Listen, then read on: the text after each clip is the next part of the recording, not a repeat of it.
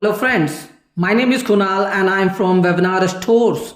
Chandrayaan3 is launched by LVM3 from Sriharikota. Cost of this project is around 615 crores Indian rupees only. Target of this spacecraft is soft landing, and if Chandrayaan3 landed on Moon's South Pole area, then India become world's first country to do the same.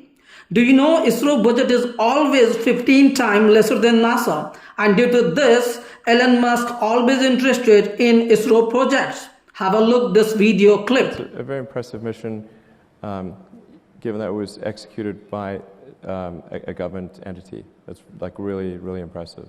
I mean, impressive no matter who's doing it, but from a cost standpoint, impressive because it's being done by a government entity. Ultimately, we have to be able to do missions to Mars for much less than that. Till today, Isro has launched around 215 satellites for 28 countries. Now, space has become a multi-billion-dollar industry, and Chandrayaan3 shall become main source to make India main hero of this industry. एक like देश के लिए तो बनता है. Thank you.